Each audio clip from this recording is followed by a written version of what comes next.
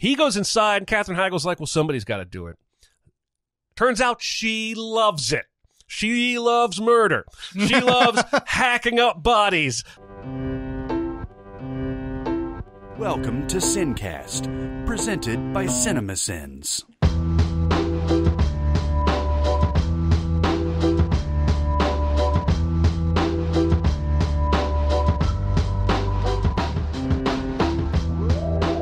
All right, everybody, welcome to the SinCast. This is Chris Atkinson from Cinemasins, joined as always by the voice of Cinemasins, Jeremy Scott. Yeah. And from Music Video Sins, Barrett Scher. Yeah. Oh. You know, I just heard that Purple Rain has been, that was my Prince, by the way. Purple Rain has been moved to the National Registry. What does that mean? The National Congress of Things. The Library of Congress? Library of Congress. Like preservation of historical significance. Library of Congress, National Film Registry. Okay. Yes, Purple Rain. The film has, not the music. No, the film. I was going to say, the album has probably already been in the National Library of Congress. Yeah, but the film. But the film, I'm not even sure it needs to be in there. Yes, it does. You know, I will defend this to my dying day. I don't think the next sentient civilization to inhabit this planet needs to know about that movie. Yes, they do. They need to purify themselves in the waters of Lake Minnetonka. They do. Okay, they do. Fine. So, yeah. So what? We're ranting about some shit this week, right? I feel like I'm taking crazy pills! I'm as mad as hell! You've never seen me very upset. Always. Well, all right. We were supposed to record this podcast yesterday. Mm-hmm. But I went out to get in my car to make my early morning coffee run, and my car would not start. Mm-hmm. And it was giving me that, but it wouldn't turn over. Now, I'm dumb when it comes to cars, but I'm smart enough to know that probably my battery is dead. Maybe something wrong with my starter. Probably my battery is dead. Mm-hmm. Had the car for about 3.5 years. It was suddenly cold. I'm like, all right. So I email you guys. I'm like, hey, we may need to think fast and make new plans. My car won't start. I get a neighbor to jump me off. That means to help me start my car, not to fuck my bones. And I'm like, all right, I got to have coffee, or I'm going to get a splitting caffeine headache while I figure out this car thing. So I drive to Dunkin' Donuts. Can you guess what I did? What? I turned the car off. Oh, well, of course you did. Because I'm not used to leaving my car running. And you go in. And you I go in. I I don't do the drive-thru. So I go in, I get my coffee, I come back out, realize, oh, fuck, this car didn't start last time. I had to get jumped off. 20 minutes I tried to start this car outside of Dunkin' Donuts. Keep in mind, yesterday it's like 31 degrees outside. And it won't start. I'm just like, fuck. So I go back into Dunkin' very sheepishly. There's 4 customers and about 7 employees. And I just go, anyone have any jumper cables? And the manager of Dunkin' goes, I do. I'll help you. Nicest lady in the world. Pulls her car around. Puts the jumper cables on, my car starts right up. I'm like, all right, battery is the problem. I drive to Advanced Auto. The nearest one happens to be 10 miles away. Kind of annoyed at that. Last time I had a battery die was on my wife's Camry about 6 years ago. We drove to Advanced Auto, bought a new battery. Dude comes out in the cold, changes the battery for me. I go home, lickety-split, everything's gravy. I get to Advanced Auto. I leave the car running this time. Nice. Okay. Smart enough. Mm-hmm. Walk inside.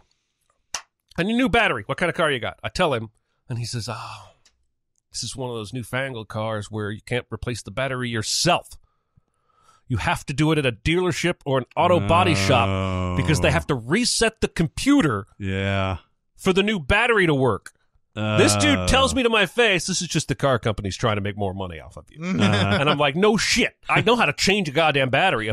If he'd have given me the battery without telling me that, I would have driven all the way home, gotten on my wrenches, changed the battery, and not had any fucking clue why my car wouldn't start. So thank God the Advanced Auto guy was awesome.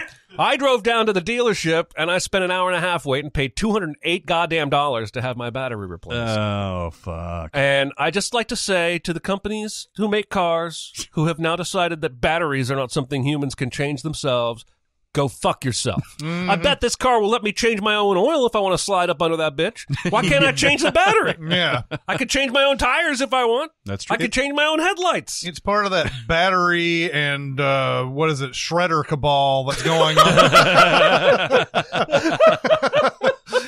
I think they just, they scrape a little off the top, depending on which battery they put in my car, which I don't even know. I looked it up. The batteries cost anywhere from $99 to $200. So I don't know that I got ripped off in terms of money. I'm just really annoyed that you've created this extra layer for me to put a new battery in my car. I have to go to somebody who understands how to reset the computer. That's fucked up. It pisses me off because I was literally this close to being in my garage going, why won't it start? Yeah, that's true. That's anyway, true. so that's my rant for the day. Stop making your technology. And it's like the Mac products on a lot of these big farm equipment products too, where they make it so that you have to have it repaired by a licensed whatever, no shit, or you man. void That's your the warranty. worst. It's like that. You've actually done that, right? Like you've actually had like a Genius Bar person like service your Apple products. It sounds so dirty. Yes. And jerk you off. Yes. Yeah. They serviced me, and they took care of my phone, too. I've actually never had to repair a thing. Yeah, I went in, but it wasn't. It was. I had a version of the iPhone. There was a deal that Apple had 2 or 3 years ago where if you had this version of the iPhone, they were like, oh, yeah, that battery that's in there, you get a free upgrade because we fucked something up, whatever. And that went for an entire year or something that you could do that. And so towards the, halfway point of that deal, I went to get that battery replaced.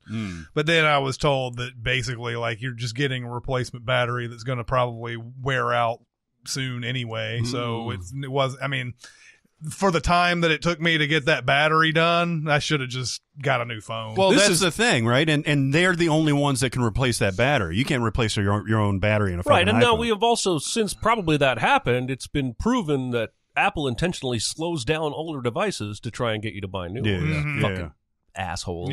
Yeah. Anyway, I'm not that Google isn't a big giant asshole too. It's like, well, now that we've admitted it, we're just going to keep doing it. Exactly. Yes, we do. So it's We do that, and we're not going to stop. Yeah. Please keep buying new phones every Christmas. I forgot about that on the cars. I think I knew that because it is so inextricably linked with the computers, because your car is 90% computer. Oh yeah. As far as functionality, But you the engine is just to fuel the computer. And that's, basically. most cars are going that way. Yeah. I remember driving cars that had little to no computers in them whatsoever. And now it's everything, right? Now I have to go take my car in for fucking software updates, like it's a phone. Yeah. That's ridiculous. There's one right now. Every now and then I get a message on my computer that says your car is in park, even though I'm driving. They want me to. They've sent me 3 fucking notices to bring my car in so they can update the software so that bug notice will stop showing up. I'm like, you know what? I can just ignore it. I'll just keep ignoring it. I have to bring my car in. I should have had them do that you should have while they done were fixing the battery. Did Two it birds actually? with one stone. They reset the computer. Why didn't they do that? I don't know. Oh, Because the idiot in the back only had one task list on his paper, so he did that. Who thinks outside the box? Who goes above the extra mile for people? Not a dealership. Wow, that turned into a whole saga, man. It's like George was like, I'm going to have my car repaired at a dealership. Remember that episode? yeah, of course. What are you angry about? My rant could probably fill podcasts. Oh, yeah? I didn't write one down during this podcast prep or anything, but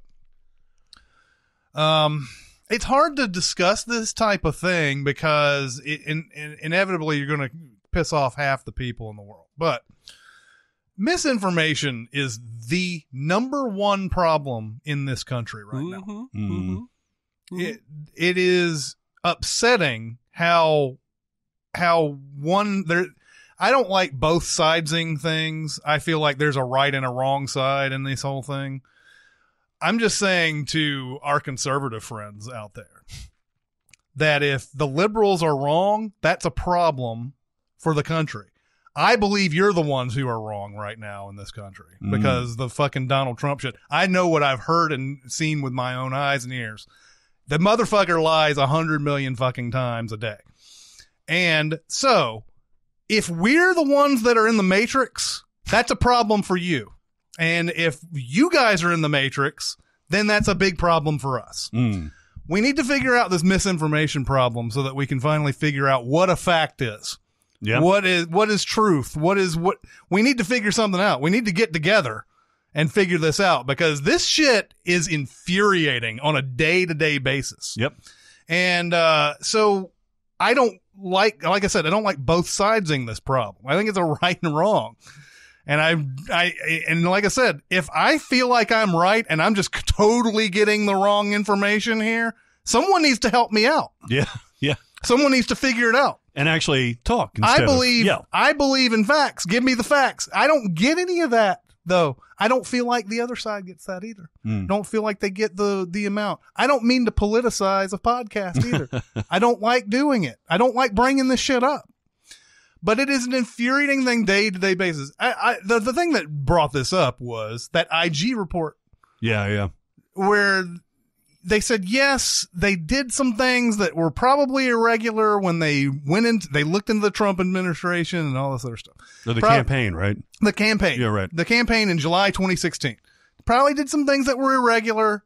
Doesn't look like there's any bias. And in fact, there's a section where it shows pro-Trump guys writing texts back and forth to each other after the election going, oh man, there's some people running around here that are scared, blah, blah, blah. And it's like, yeah, it's Christmas around here, blah, blah, blah.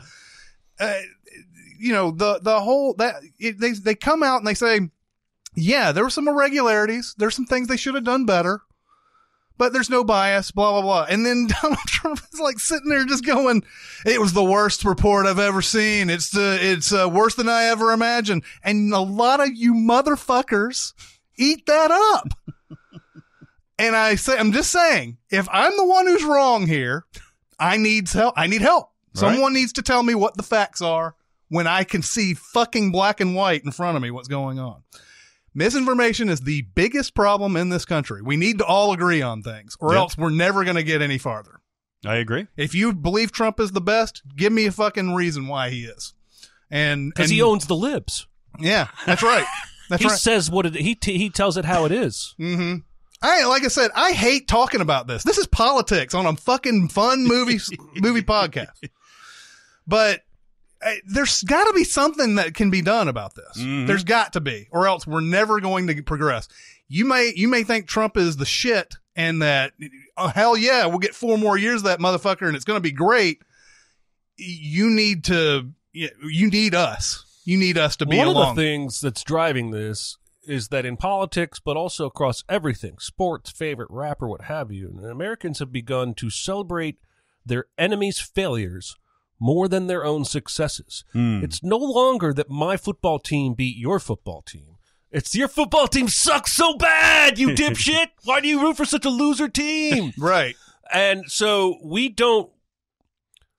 Those people that love everything Trump says, I truly believe they love what he says because it makes the other side so angry.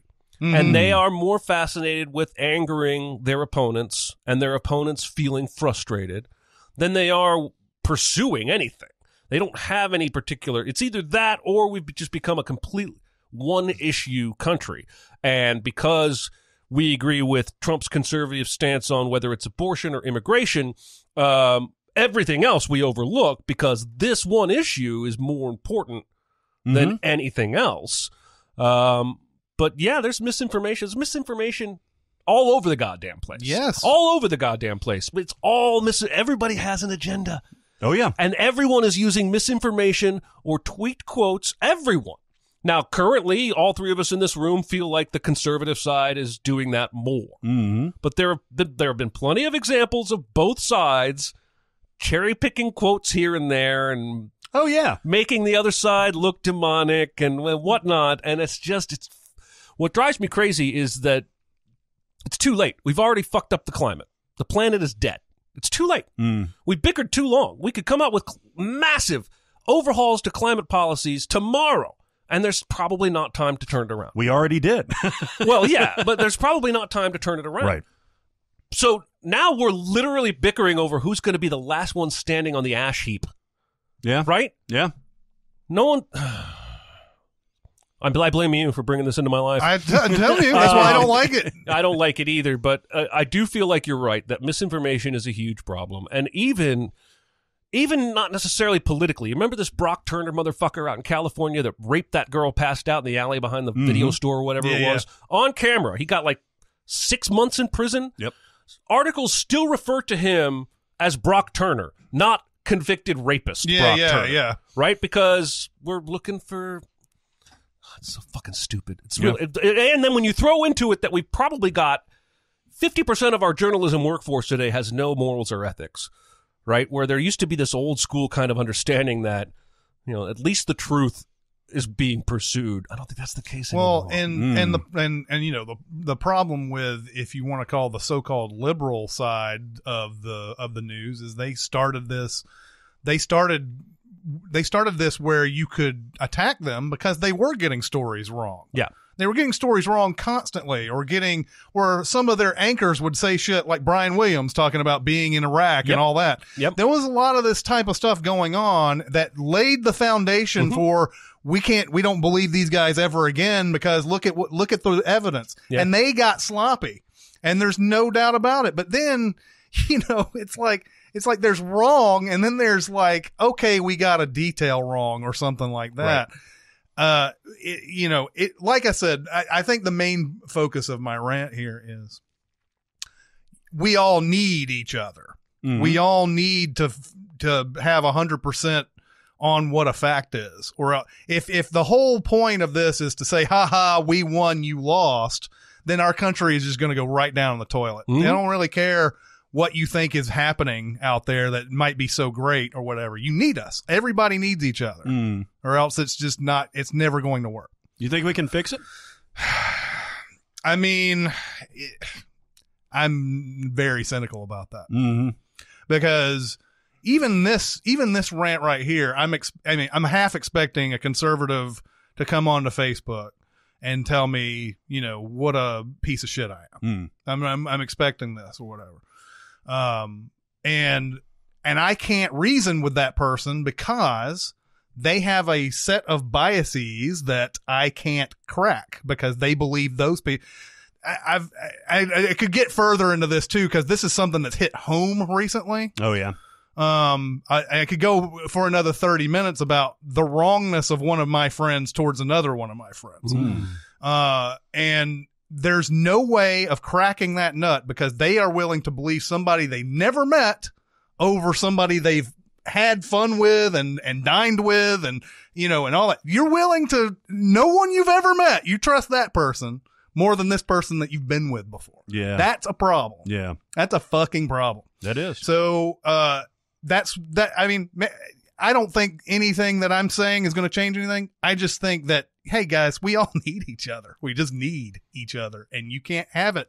Half the country thinks one thing's good and the other half thinks it's a toilet. You can't do that. You can't work, can't progress that way. I think this is even more, it's pronounced. Now, obviously we have a bias for U.S., but I think this is disturbingly becoming worldwide. It is. Especially in like Western Europe and things like that, where we're seeing really carbon copies of what we're seeing in the U.S. on a just a people level. Watch that Great Hack documentary, man. Oh, yeah. And like I said, and even that, when you watch that, there's probably biases there too, liberal biases there.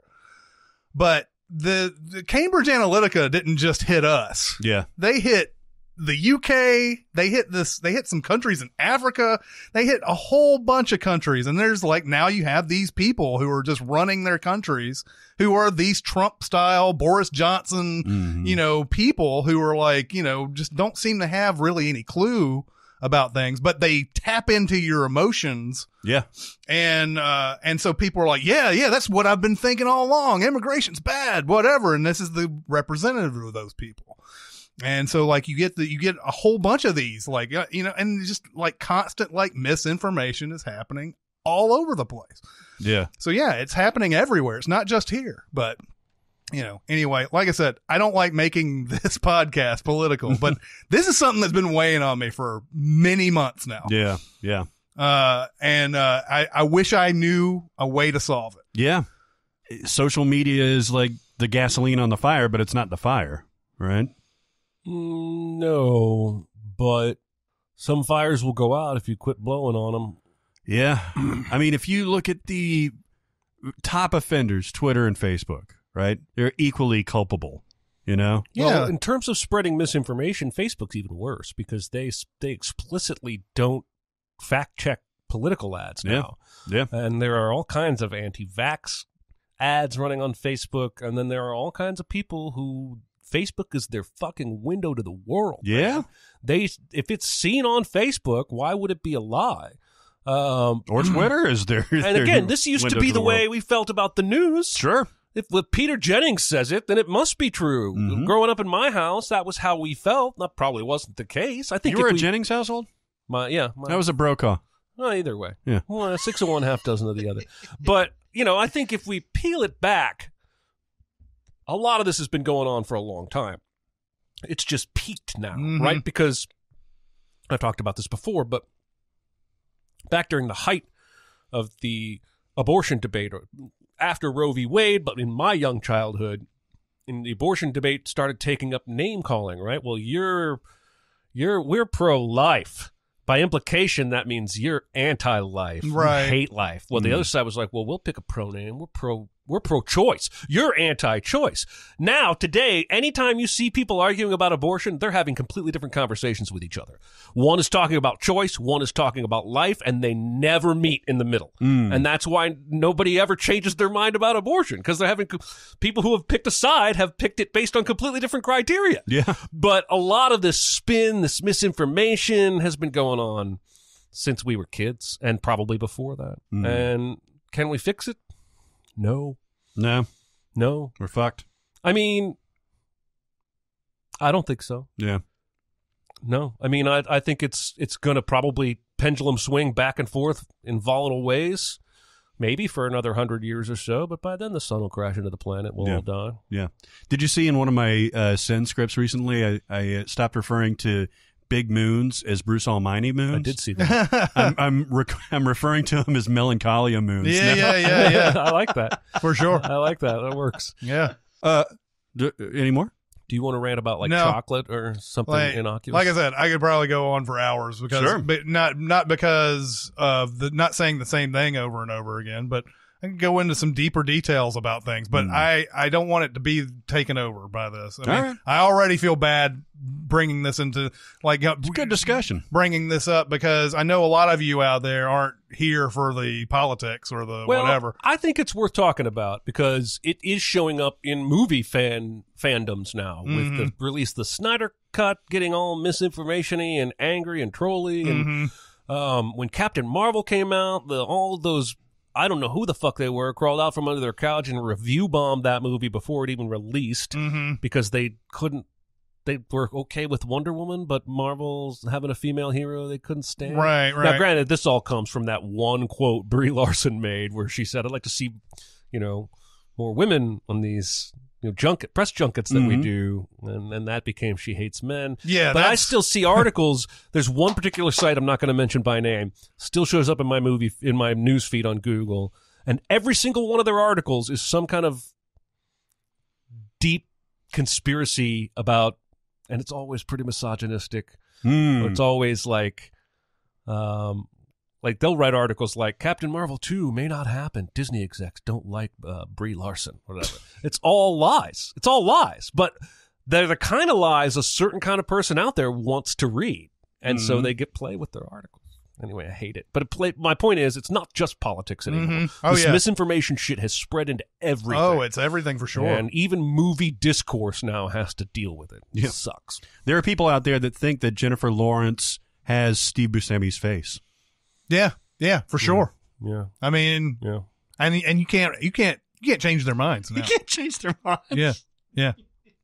I have a topic that's even more incendiary than what you just brought up. Holy fuck. I don't believe you. It's the categorization of the Golden Globes. You're right. Barrett, are you sure? This is powder keg. It is. And I fully expect I'll have some people coming at me, bro. But I don't get it. I don't understand the Golden Globes because there's a kind of a macro and a micro issue that I have with it. The micro issue is how we decide what is a musical or a comedy versus what is a drama. Famously, The Martian was nominated for Best Motion Picture, Musical, or Comedy. Yeah. It's fucking ridiculous. I don't understand it. But this year's micro issue, like Knives Out and Once Upon a Time in Hollywood are classified as musical or comedy. Okay. Which is absolutely ridiculous to me. It's I had a joke tweet about this because Joker is the drama in the dramatic category, obviously appropriate and stuff like that. My question is, why do we have this division in the first place? It only applies to Best Picture and Best Actress and Best Actor. Otherwise, Best Director is for everything. Otherwise, Best Supporting Actor and Best Supporting Actor is for everything. So I don't understand why we have these divisions in the first place. I think, from what I've always understood about the Golden Globes, is that they've always been sort of fame whores or star fuckers. Which is a more pejorative term. Yeah. They're little Tiny Tims is what they are. Yeah. That they and this is always just anecdotal, I guess, is that they are easily bought. You have to just wine and dine this foreign press, and they're let's give awards to fucking that Johnny Depp Angelina Jolie movie. So I believe that the Golden Globes cast the widest net possible to get the most people possible that they can get into an awards banquet. Interesting. You don't think people would come even if they themselves weren't nominated? The award's not prestigious, though. I don't think anybody cares about Golden Globes. Do they not? I don't think so. I know it's not at the level of Oscars. I understand that, but you do see in promotional like marketing and stuff like that, like Golden Globe winner, sure, Angelina Jolie, because the the average moron who sees that ad doesn't know the difference. Right. Film fans don't respect the Golden Globes. Nobody respects the Golden Globes. There's a quote from Warren Beatty that I think comes from like the 70s or 80s or something. He says the Golden Globes are fun, the Oscars are business. Oh, I got you. It's like, I think people, I'm going to disparage people based on reading choices. People who read Us magazine probably respect the Golden Globes. People who don't probably don't. Nice. I'm going to draw that line right there. Okay. But it's not just that there's a separate category for drama and musical comedy, which gives you at least 10 movies. Mm-hmm. There's also like best supporting in a limited series. Yeah. There's they cast this huge net, and you sit there and read this list, and it's like, you wanted all of Hollywood to be here. Yeah, didn't if you don't get nominated, you weren't in a movie that year. Well, I understand that, but what can't they do? And I know this is just what's wrong? What's the deal with this? But like, if they did an Oscars thing, you can open it up to Best Picture for what, 10 whatever, right? It doesn't have to be categorized as drama or comedy. No, yeah, you're right. I mean, if your actual argument here is that there shouldn't even be two separate categories, yeah, it's and so they should just make it all one, and they could still cast that wide net. But they split it up years before the Academy started letting in 10 nominees. Or they did it, as Chris says, to get more famous people there, get more eyeballs on the telecast, and get more famous people in the room. Well, so that's interesting. So I guess, this is an old discussion, but the Oscars probably took a page from them when they opened it up,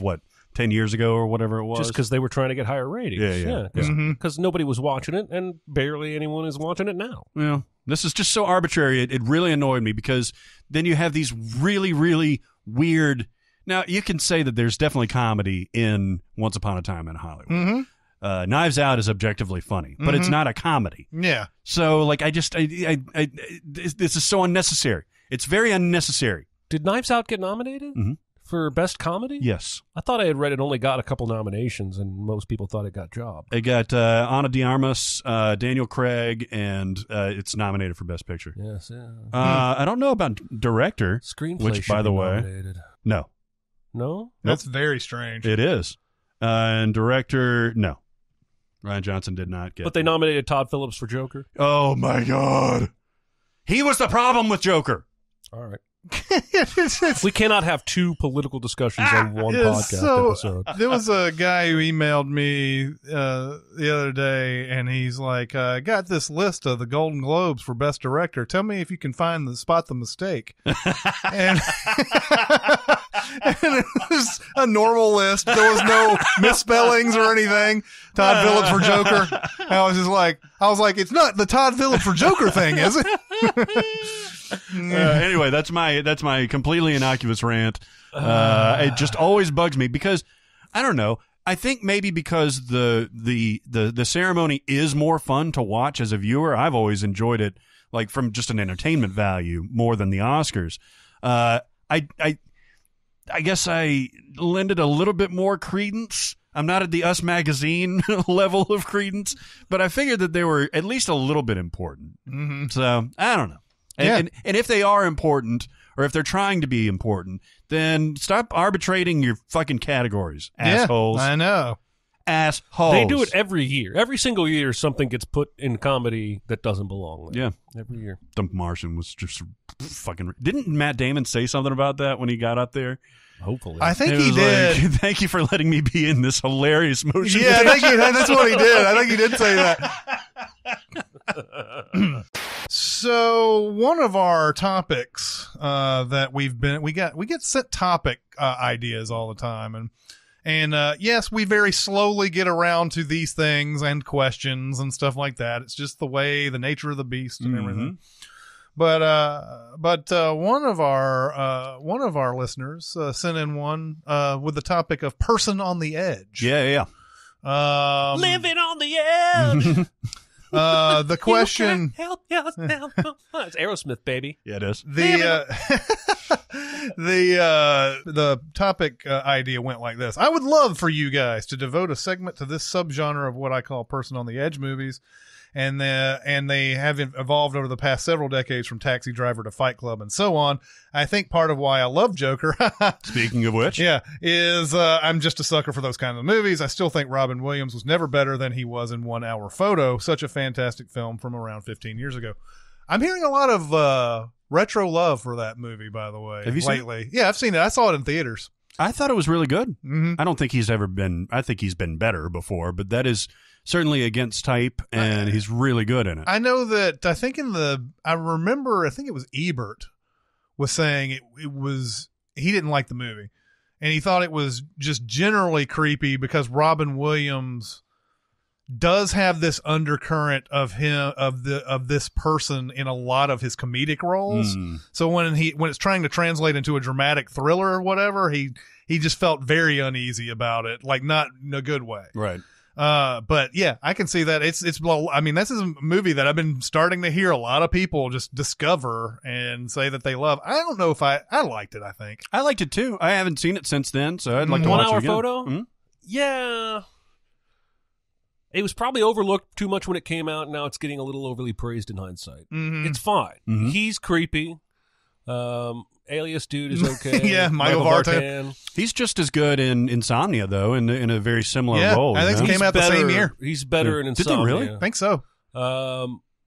Psy the Photo Guy. I've seen this movie like 4 times. Have you really? It's not for any good reason. Yeah. But he like goes into their house and takes a dump, Yeah. and like it's weirdly it's not creepy scary. It's creepy weird. And so Yeah. I never felt it was any kind of a horror or suspense movie. It was more like watching somebody go into somebody else's house and take a dump. Basically, It was a And he person has on the that edge. he has that whole thing where he's taking the pictures of them naked at the end, and he's like, "Now put his thing in your mouth." Yeah. you know, and you're like, "Jesus Christ, dude!" and is Connie Nielsen in this? Is that? Oh yeah, I it's think not- is it Connie Nielsen? I think it's one of those Connie Nielsens. Not Connie Nielsen. It's I'm the one that One said of those it. Connie Nielsens. 2002, yes, that's the same as... Yeah, it's Connie Nielsen. All right, it's Connie Nielsen. I totally nailed that one. Yes. I knew it was her.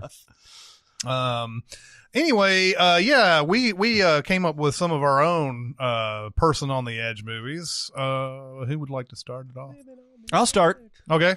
I've got a different interpretation of this because it's easy to think about something like Joker or Taxi Driver or something like that where somebody gets pushed over the edge into negative territory. Mm-hmm. To me, this is an interesting question because there's a lot of movies where somebody is in an absolute rut and not even in a negative rut, like in their routine. and then something startles them out of it. I love watching that because especially ones that are really good about establishing that routine. And Paul Thomas Anderson in Phantom Thread does a terrific job of establishing this. So he shows all of the meticulousness that goes into the whole Reynolds Woodcock house of fancy dresses and shit like that, to where, if somebody is buttering their toast too roughly, it will fuck up his whole entire day. And he's a fucking fashion designer, but he's terrifying. This is Daniel Day-Lewis's character. And you think that if anything upsets that apple cart, the whole world's going to burn down. But it's just a fashion company. So I think Paul Thomas Anderson does a perfect job in establishing that. And by the end of it, the Alma character comes in and just upsets the apple cart gradually too. She, is enthralled with him at first and follows his rules and all that. But there's little like pinpricks that she makes into his like facade. And by the end of it, he's just, up is down, left is right and all that stuff. So I'd say that's him going over the edge in the terms of that his character at the end of it. I know you don't think this. His character at the end of it is markedly different from his character at the beginning, to where he's literally giving himself to this woman. And I think it's just a terrific portrait of a human, just as affecting to me as Joker would be, even more so. How much would you like to see Danny Day-Lewis play the Joker? That'd kind of be awesome. That might be scary. That would be awesome. I think that would be awesome. Just imagine that guy doing his method Joaquin Phoenix is obviously one of our big method actors too. So maybe it seems like Daniel Day-Lewis might actually do some Joker shit. That's true. Well, we had to shut down production because Daniel Day committed murder. Yes, he was committing crimes while he made this movie. Mine would be Michael Douglas in Falling Down. Good one. Perfect. Yeah. Just give him a McMuffin. Just give him a McMuffin. Yeah. Yeah. He is at the pinnacle of his edge when he wakes up in this thing. And it's LA. It's a perfect city for this to happen in. LA, which was especially in the 90s, just always seemed to be this big powder keg and everything. Yeah. You see like all of he's divorced and he has to go through LA traffic and he has to do all this, and it's, he goes, I can't remember what exactly first pushes him, because he's not that restaurant scene. He's already got his guns. Oh yeah. He's already, I think it was somebody honking or yelling at him in traffic that gets him out of his car. And then he starts That was walking. the whole precipitating. How much of it, it's been a while since I've seen it, how much prelude do we get in this movie as far as establishing what his life is? Because I actually forgot he was divorced or getting divorced. I think it's all one day, so I don't think there's much lead-in. We get a little lead-in with Duvall's character. He's like last day of the job. Of course, cop. yeah. And we get a little lead-in with Michael Douglas, but I think the action starts pretty quick. Yeah, he goes to this restaurant, a McDonald's-style restaurant, and he wants breakfast, and it's 1 minute past, and they started lunch. And that's where he really just goes over the top and pulls out the gun. And he's like, haven't you ever heard of the customer is always right? And it's of course at this point where I'm just sitting there, like, if I'm the restaurant manager, I'm like, just get that guy his fucking biscuits. Jesus. But yeah, due to that incident, then he's just on the run at this whole point, because Duvall is after him at this point. But that is a great portrait of a man on the edge. It's one of Joel Schumacher's best movies. I think Michael Douglas even came out and said this is one of his favorite movies he's ever done.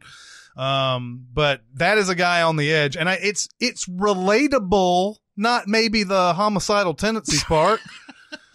But it's relatable because traffic is just, traffic, especially LA traffic, it's tilting, man. Using a poker term, it's tilting. It is. And just the way people are, it's tilting. Yes. And if you get just the wrong person in that powder keg, then yeah, that's where you get the problems and everything. So yeah, I almost saw this happen on my way home from the last podcast. Really? Because I had to take Briley home because the traffic was too bad on 65. And there was a lady in the fast lane, and then a truck, and then me. And the truck clearly wanted the lady to go faster. He was flashing his lights and honking. She wouldn't. In Tennessee, you have to. It's the law, you motherfuckers. So he goes over to the right to pass her, and she speeds up. He speeds up times 10, has his window down. I see his blue and white checkered arm stick out the window, and he flips her off as he goes by her. Gets back in front of the fast lane. And I'm like, okay, first of all, you guys are both dicks at this point. Yeah. But then literally like 400 yards later, he zips over into the right lane because that was his exit, and he had to exit right there. Yeah, see, And that's I'm the like, worst. dude, you cannot be that mad about her going slow if your exit is a mile and a half away. Chill the fuck out. But road rage, my point is, it takes two people on the edge to make an event like that happen. And the female driver, even though she shouldn't have sped up to keep him from passing, she obviously didn't want to fight as much as he did. Yeah, and obviously shouldn't be in the left lane going slow because that's the passing lane. Should be passing when you're in the passing lane. But you're right. It's weird how that happens a lot of times. I will often review traffic incidents that occur in front of me. Yeah. Like not incidents as in wrecks, but I'll see somebody do something and I'm like, okay, yeah, dude over here was being a dick. This guy who saw that guy was being a dick did something even dickier to solve the problem on his end. And I'm like, now both of you are dicks. Now what? Everybody's a bunch of dicks. There's two dicks battling each other. Just two dicks. One of my They're favorite crossing swords. Slapping each other in the head. One of my favorite subreddits these days is Am I the Asshole? So it's AITA. Yeah. And they have this whole shorthand, and basically somebody tells a story, and then the comments decide who's the asshole. But the shorthand is NTA means you're not the asshole. But my favorite one is ESH. Everyone sucks here. So when no one person is clearly better or worse or more the asshole, that's what gets voted as everyone sucks here. Everyone's an Well, asshole. as an aside, I was, you know how Nashville is, where in Midtown there's the 3 bridges, there's 3 big streets, and there's 4 exits that go onto this interstate, the I-65-24 split. And it's insane because people are all driving through here. And then there's these 4 exits where like millions of cars are coming down, adding more to the nonsense and everything. Well, it was a late night going down one of these ramps once on the interstate, and like there wasn't as many cars out, but I was going down the ramp and there was another car that was on the right lane, in the right lane, and I couldn't get over right away. But I was running out of lane to drive in. I mean, at some point, maybe you have to stop, but there was another person behind me and I didn't want to get run into or anything like that. So like the person behind me was like, oh, I can just get over now or whatever. While I was going toward, and I feel like it's incumbent on the person behind to wait until the person in front can get over. And I got over before they did because I was like, fuck you. What are you doing? You're cutting me off. And then they got over in the other lane, and like all these girls were like looking at me like, wow, that is crazy shit you just did and everything.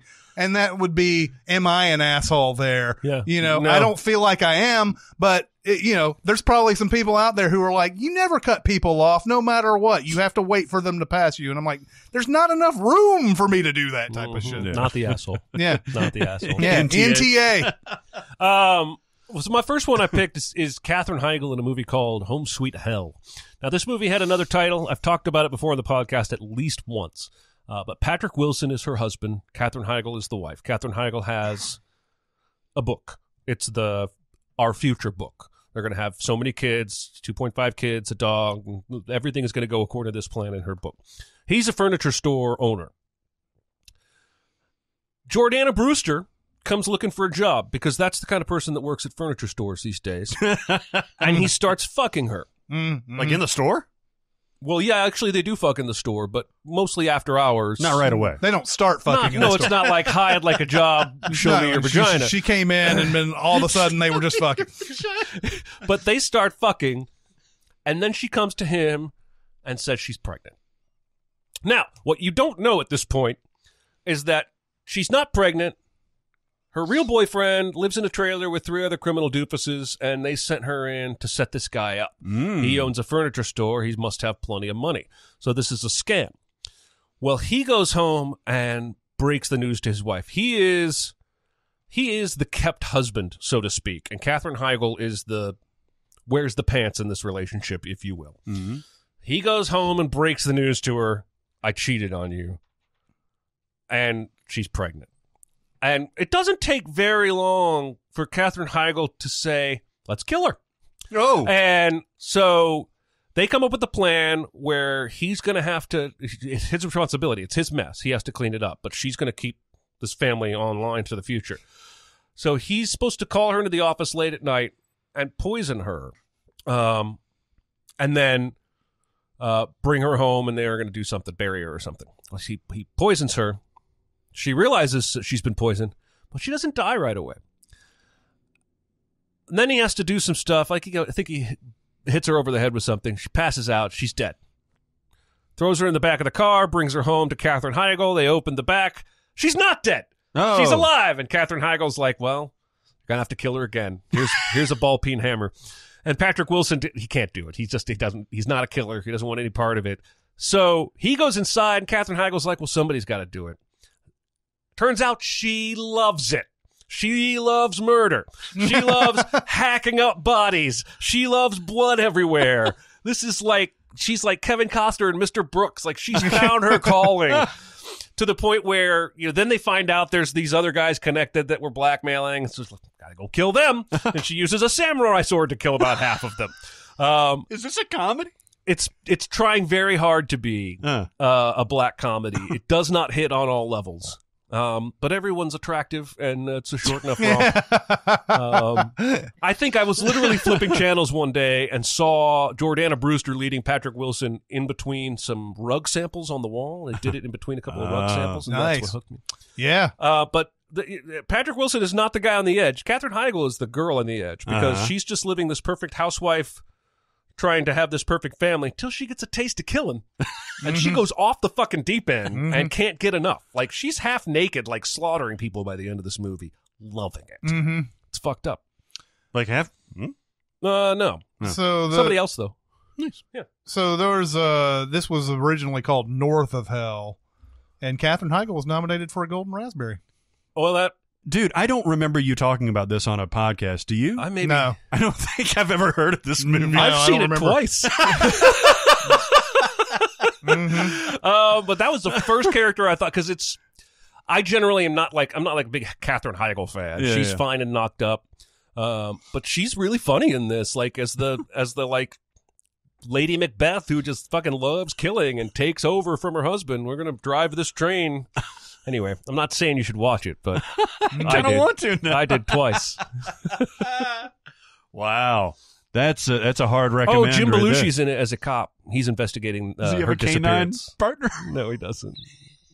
Sorry. Okay, I've got another weirdly interpreted thing where nobody does murder. I don't think nobody does murder. And this is a movie that doesn't get talked about a lot. Garden State. Mm-hmm. Zach Braff directed it and starred in it. Natalie Portman, Peter Sarsgaard. It seems like, and we've talked about this a little bit, it seems like this movie was super derided when it came out. Mm-hmm. Or it had a blip where it was well regarded, and then it was shat upon. Mm-hmm. And I think it's now just kind of settled into, like, still probably underrated, but like not as shat upon as it used to be. Yeah. Has a great trailer, by the way. One of the best trailers I've ever seen. Great soundtrack, great trailer. I like this movie a lot. What this is, Zach Braff is almost catatonic when this movie starts. Like, he's been out in LA trying to act and stuff like that, but he can't emote. He can't really have a conversation above just a monotone thing. You've seen this movie, right? You've seen this movie? Yep. Did you guys like it at all? Yep. He is just absolutely just a flat. He's just a blank slate. And it takes, even when he comes back home to the Garden State, to New Jersey, for his mom's funeral, you can tell he's just absolutely just not there. Mm-hmm. And then it takes going to the doctor and meeting a manic pixie dream girl, Natalie Portman, to kind of shock him out of that. And, once she starts talking to him and interacting with him, he starts to come out of his shell. And eventually he gets to the point where he's completely off his medications, which was part of the problem in the first place. His dad was dosing him essentially after his mom became paraplegic. And when he does come out of his shell, he is all the way out. It's weird because he goes to a party the first night he's there and he takes ecstasy or whatever. And even that doesn't really do anything. Like, he has a trip and all that shit, but he's not like out there like partying or anything like that. That's my party. Yeah. Fucking wild, You are a wild and crazy guy, man. It takes all the way up into probably, 60% into the movie, maybe longer, where they're in that canyon, basically the quarry, and the three of them finally get up and they just start shouting into the void in that rain. Yeah. And after that, he has the conversation with his dad. He, has the resolution with Natalie Portman's character and everything. And you can see how far this character has come. This is kind of why I interpreted this movie as it is that somebody's in a fixed state at the beginning. And then for one reason or another, they are able to broaden their horizons and live their life more fully. So it's kind of the opposite of what the question was asked. But I really like it. I really like that movie. I think people should watch that movie. What was it, 2006? 4, I think. 2004? Yeah. I think some of the backlash was that I think Zach Braff's personality in real life fueled some of the backlash. It also got massive praise when it first came out. I'm pretty sure it was well reviewed. Yeah, so it was a little blip. I think it was the kind of thing where people finally got to it later and they're like, what the hell? It's just like some white kids feeling sorry for themselves. Then he didn't do himself any favors when he kickstarted a movie and then turned around and sold it to a studio. But that was much, much later. It was 6-7 years later. Yeah, but I think that hurt in retrospect all things Zach Well, Braff. and also his appearance on Punk'd didn't help No, either. I and agree. actually that may have coincided right around It had to there. have been around that time because that was a big deal.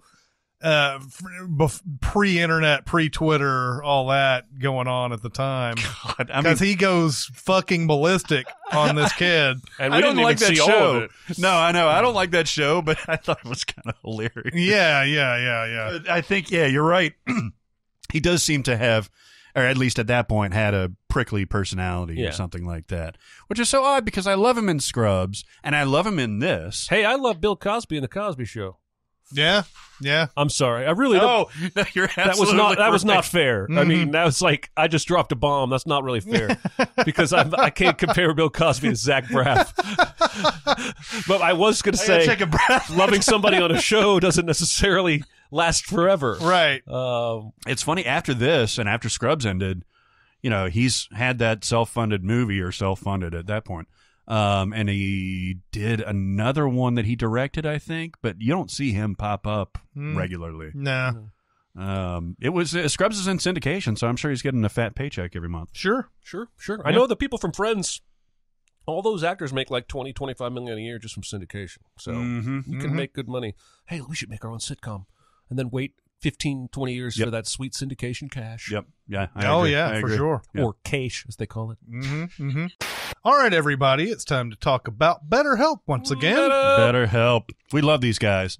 This is an online counseling center that you can get to by going to betterhelp.com, HELP. We've used it. I have used it personally. And I can't stress how revolutionary this whole thing is. For me personally, I've never really sought out therapy because it's difficult at times to get started in the process, to find a person that can take you, that you vibe with, that you mesh with. Then you have to build up a rapport, all that stuff. This makes everything so much easier. So much so I was thinking the other day, because I'm a baby in the process. I'm jealous of you, Jeremy. Like, I was thinking about stuff, very personal stuff, that I was like, man, I've got to get through a million other things with my therapist before I even approach this stuff. So I'm actually kind of jealous of people that are deep into therapy to where they're really uncovering issues that may be like at the underlying, that may be causing the surface issues. But you have to attack the surface issues before you can even get there. And so all that to say, I should have probably started this a long time ago to get to that level. I mean, it's, you know, I think, again, therapy is different for everybody. Every therapist is different. But if you can find one that challenges you and wants to see you grow, then I've never been happier. Now, I've been with the same therapist for almost 3 years now. And none that I've ever had before him challenged me this much. But even he's good about setting boundaries. Like the most recent time I saw him, I had a little bit of a revelation. I'd always thought this one thing about my family, but he helped me realize that that wasn't true. It was my own perception. And I tried to follow that up with, oh, that's because I think that about myself. And he was like, okay, too fast. Let's not go too fast into that. Nice. Let's stay here in this revelation that this is, because I want the snowball to keep going. Like, you know, that's my biggest problem lately is I want to hurry it all along because it feels so fucking good to make progress in therapy and to be able to see, like my wife will tell me in the last several months, frequently, you seem a lot less anxious in this situation than you would have been a year ago. And, you know, some of that's the medicine, some of that's exercise, but a lot of it's therapy. A lot of it is just helping me sort of find where to file away everything in my brain and put the most important stuff at the front and the most hurtful stuff in the... Anyway, I can't recommend therapy enough. BetterHelp has come along and basically offered therapy to people who previously thought it wasn't for them because of distance to travel or cost or having to sit in some weird waiting room or in a strange office that you're not comfortable in. And here you can do it over the internet, over the phone, over video chat. You could be in your own bedroom. You can wear your most comfortable robe. You can set the environment comfort level for yourself. Yeah, so. It's fantastic. And we've heard really good responses. We heard from somebody in Australia that was able to sign up for the service and get matched with a counselor and is enjoying the service and things like that. That's awesome. So everybody can do it. Go to BetterHelp.com/SinCast. And you get a good deal. You get 10% off your first month. It is substantial. So go to that link first. I'm actually at that link right now, and it's our logo, and right under it is Get Started, and you literally just get started. And it's like the easiest thing in the world. If you are looking for counseling, if you're looking for help with a particular issue or a lot of issues like me, go ahead and get started. It could not be easier. Go to BetterHelp.com/SinCast, 10% off your first month, and let us know if you're comfortable. Let us know about it, and we love it. We love it. We hope if you need this that you do too. My next one is Vincent D'Onofrio in Full Metal Jacket. That's perfect too. Obviously, he starts off very innocent. He is excited to be going into the Army and boot camp. You can see him at the beginning. He's happy. He's getting his hair shaved and everything. He loves this. He loves the idea of this. But has a very thin skin in the light of really tough boot camp insults and stuff. And he's not in shape. He's not a guy who's going to go in and tackle boot camp and just kill it. And there's no real support system for that. You got to be a killer now. We're in Vietnam, and so when he messes up in this movie during boot camp, he's just getting the worst insults possible.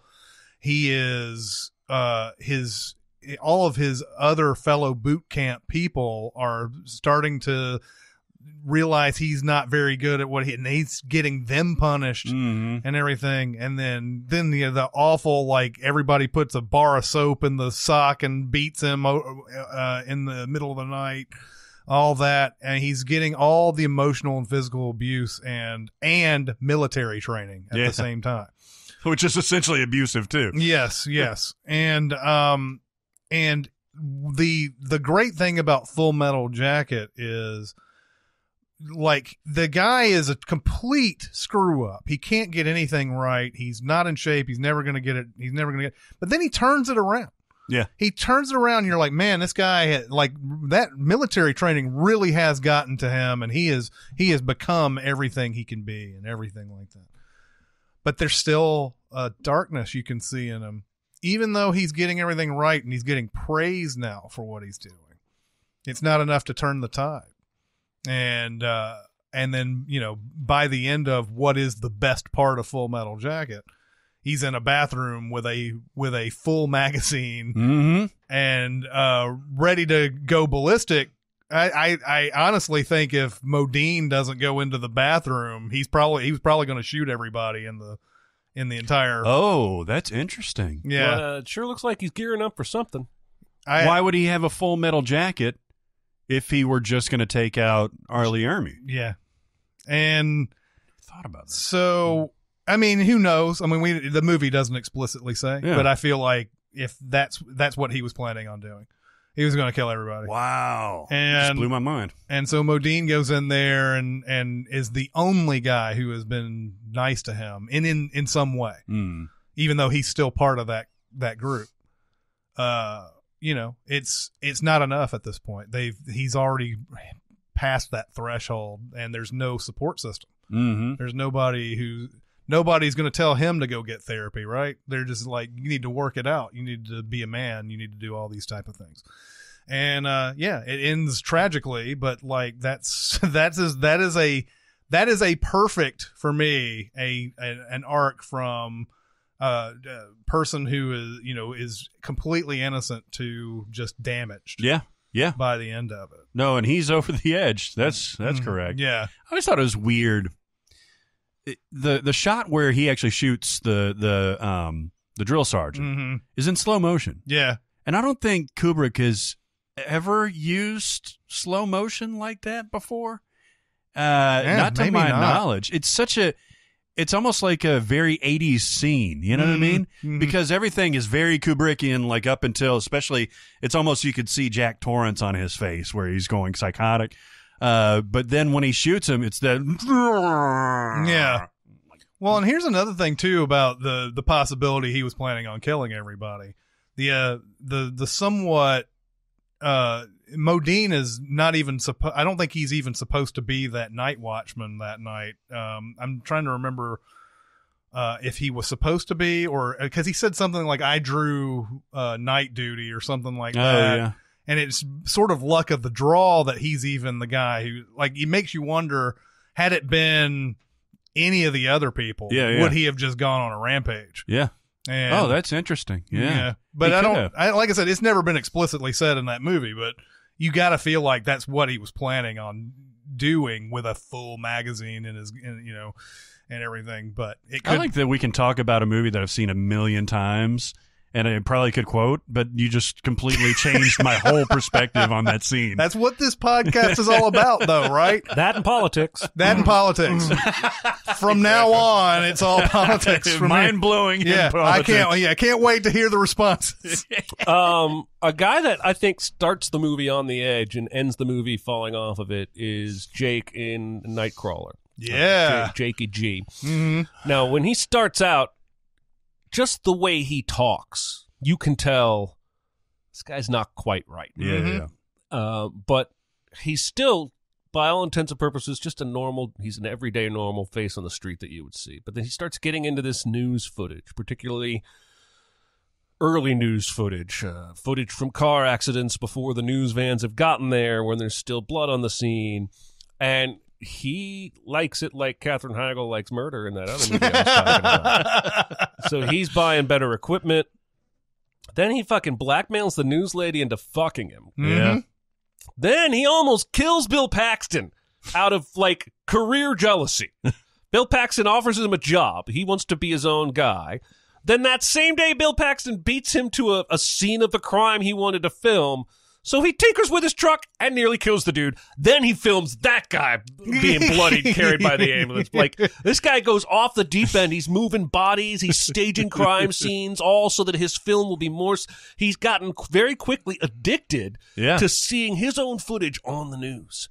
And it's such a strange and specific addiction, but it plays out so normally. Like, it makes sense, everything that happens in this movie, that It really does. that he would, if he's a little on edge to begin with, that he would get that caught up in it. By the end, he's basically a fucking criminal. He's not even like a videographer, like photographer at all at the beginning, right? No, in fact, he goes and sells a bike. Is it a bike? I think it's a bike for a camcorder. Oh, Because he's like riding the bike around the pawn shop, and the guy doesn't want to give it to him, and he's like, and so he sells that for a camcorder, and then that kind of becomes his first piece of equipment. And he ends up driving like a fucking badass sports car. Yeah. Riz Ahmed's playing like the dumbest character Riz Ahmed's ever played in his life. I really like this movie. Oh, it's so good. The first time I saw it, I was shocked by it. The second time I saw it, I was just entertained by it. Mm-hmm. I need to see it a third time. That'll be in discussion for best of the decade. I think so. It's up there. I mean, it may not be top 10, but it's something that will definitely be talked about. And it's not probably. like anything I've ever seen before. Was it Tony Gilroy did that? I think It was it's Tony his- Gilroy. It was Dan Gilroy. Oh, It really? was his brother who did Oh, wow. it. Yeah, that's an excellent movie. I need to watch that again. Renee Russo is really good. in that. She is. I thought he actually went on full-on murderer at the end. He doesn't kill Bill Paxton? No, Bill, well, Or maybe it's just implied that that's the route that he's going. because Riz Ahmed can't take it anymore and turns him in. Right. And I don't exactly remember how it ends. Okay. So it may have You ended need to with watch some it kind again. of... I do. Yeah. No, I need to watch it. Yeah, I do. You do. Everybody needs to watch it. Mm-hmm. Everybody. All right, I've got a very classic one, American Psycho. Yeah. And it's a good one. Initially, you would be like, well, isn't that guy always on the edge? He's not. He's not. This is a weird movie to categorize this guy as being on the edge because you don't know what's real and what's not real. But there certainly is a tipping point. He's this monster, but he's a monster that hasn't monstered yet, I don't think. There's no implication that before he has the business card moment, basically, that he's ever murdered before or that he's ever really done anything before. He's into violent pornography. He's into violent imagery and stuff like that. He sketches violent imagery and things like that. But I don't think he's ever acted on it. And after that whole interaction with Jared Leto, where he has the better business card than he does, he goes out and he kills that homeless person, and then that sets off everything to where he kills Paul Allen, and then he's abusing the prostitutes and all that stuff, and then he eventually kills, I think, one of his friends and all that, and then none of it happened. Mm-hmm. Because Paul Allen's alive, and I guess Homeless Boy's alive too, and I guess Homeless Boy's dog is alive. But he killed a lot of people. But regardless, he's either on the edge and goes over the edge mentally, or in actuality, and it's implied that it's more mentally. It's funny because you could make an argument that he goes over the edge and comes back. Because at the end of it, he's saying this confession has meant nothing. I've learned nothing, that possibly this could happen in actuality, or he can go into this mental place again. And it's a really satisfying movie. Yeah. Even though it's a little frustrating at the end to figure out what's what. I still don't know if I know what's what. Yeah. But it's fun. And that character is so... You love to hate him so much. It's good stuff. Yeah. He has to return some videotapes. Man, yeah, he does, exactly. That day he was returning videotapes. Man, talk about people. Christian Bale and Jared Leto have been around forever, and you'd swear they're like in their 50s by now. They've been around so long. Jared Leto's 48. Christian Bale is 45. Wow. 45? That's it? Yeah. And he was in, I think his debut was Empire of the Sun, which was like 87. Yeah. And he was 13 in that. But he's been around forever. I remember him being in Little Women. He's playing the character that Timothée Chalamet is going to be playing. Oh, yeah. And I'm sitting there thinking, Christian Bale seems so much older, because I was 17 when that movie came out. He seems so much older than Timothée Chalamet, but I think Christian Bale is actually younger than what Timothée really? Chalamet is. Wow. In this new Little Women that's coming I out. wonder if they were in their method acting, Jared Leto and Pat. Yeah, and, although Jared Leto didn't have much to method act. He was just a businessman or Right. whatever. So I just wonder if it was like annoying as hell. Oh yeah, I'm sure that set had a lot of like craziness. I have a few others, but I'm gonna go with Dane DeHaan and Chronicle. Ooh, nice. That's good. Mm-hmm. That's one that is very unsuspecting for a really long time because this is a found footage superhero movie, and it feels like it's just going to be these guys, and what are they going to do with their powers? They're going to find the evil, and they're going to beat the evil, right? But the evil's among them. Oh, nice, yes. And a guy who's been bullied at school, and he's just not very popular, and his dad is an alcoholic asshole, and once you give somebody like that superpowers, what is he going to do with them? He's going to separate spiders from their legs. He's going to separate spiders from their legs. It's just like Brightburn. Yes, it is. Yeah, because we always talk about, right? I mean, that was what the good idea, quote unquote, of Brightburn was that what if somebody who is an asshole gets these superpowers? Then you have a big problem, and this is the same sort of situation here.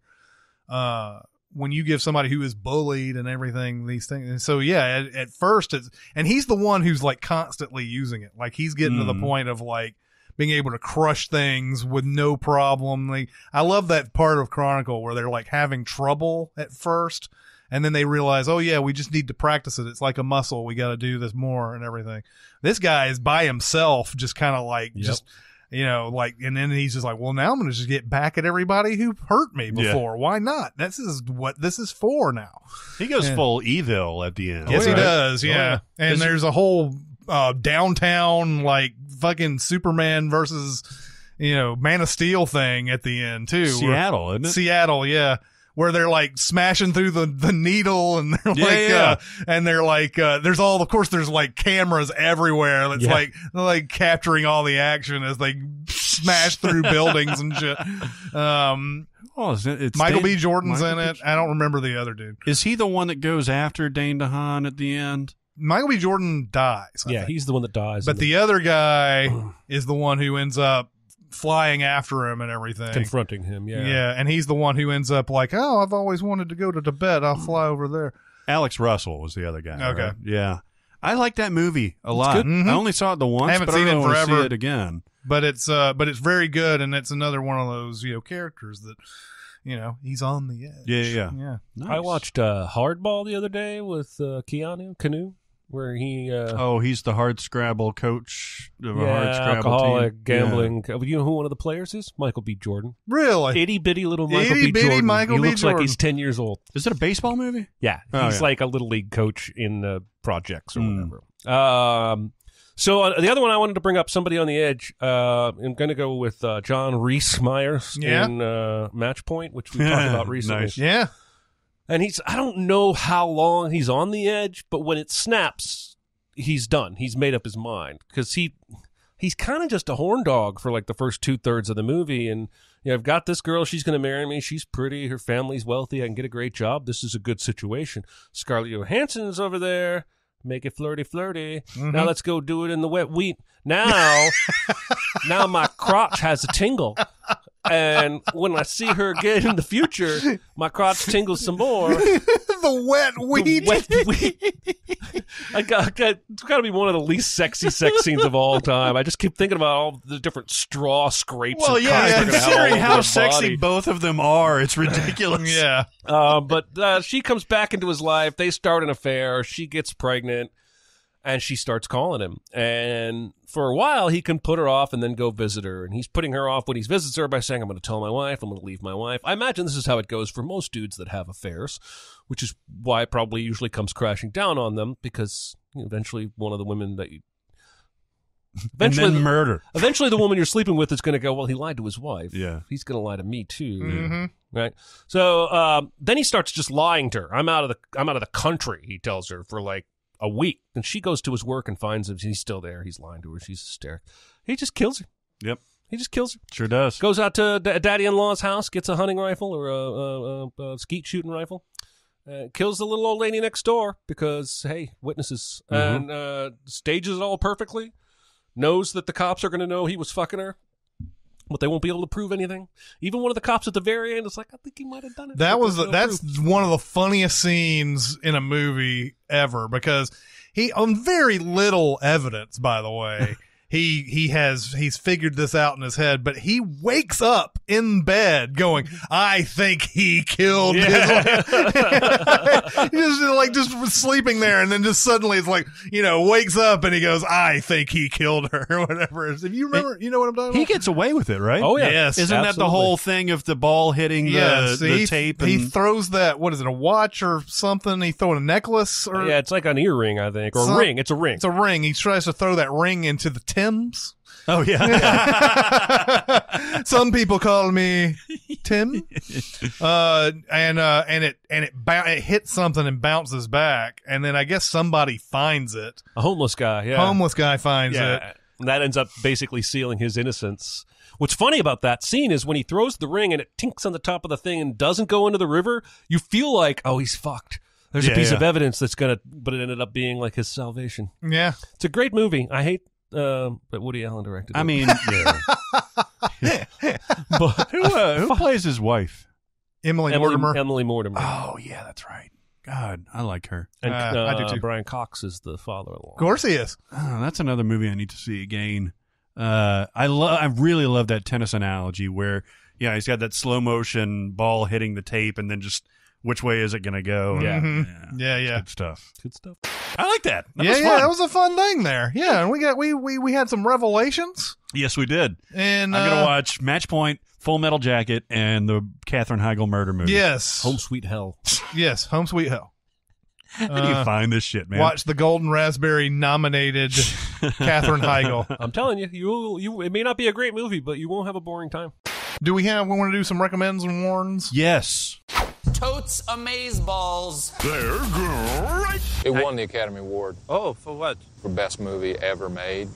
Okay. Oh yes, he's got some. Let's hear it. Okay. I know you watched it. I pulled the trigger on Marriage Story. Yeah. The other day. This is supposedly a very dour movie about a dissolving marriage. Mm-hmm. So even though I like dramas and I like just good movies and overall, like that's just not a big like, hey, let's watch some misery for like 2 straight hours. Mm-hmm. But Adam Driver, Scarlett Johansson, I'm typically on board with, especially Adam Driver. I love this guy. Mm-hmm. And then Noah Baumbach is like one of my favorite filmmakers of all time. Mm-hmm. And I loved the most recent thing he did was Marriott Stories, whatever that still need to see is. that. Yeah, that is right up your alley, by the way. And so I watched this, and it just almost objectively, like I want to see a good filmmaker direct 2 talented individuals and see what he can do with it. Now, in my understanding, this was about or based on Noah Baumbach's dissolving relationship with Jennifer Jason Leigh. Mm-hmm. He had connected to it emotionally, but it's not based on that story. Like he talked to a lot of his friends who were also getting divorced, and he talked to lawyers, he talked to therapists, he talked to like everybody in research for this movie. And it turns out this is an extremely good movie. This is one of the best movies I've seen this year. Maybe not my favorite movie I've seen this year, but one of the best movies I've seen this year. Laura Dern is perfectly cast and wonderful in this movie. I think her performance is really getting a lot of focus when it's not as meaty as what I've been seeing, but she's very good in it. She's always good in it. Ray Liotta's great in this. Alan Arkin is great in this. Wallace Shawn has a little bit role that he chews into and is fucking awesome. But it's basically about this. Adam Driver plays a director, a theatrical director living in New York with his wife, Scarlett Johansson, and their young son. And you start to see it's a very clever way at the beginning. They talk about each other, and they essentially introduce each other as characters. And then you see kind of the aftermath of this relationship that's going downhill. And it's played very, very raw, very, very realistically, and it's played very, very well. It probably it's interesting because it's almost like Noah Baumbach put it on the screen and said, make up your own ideas about this, because no one's right, no one's wrong.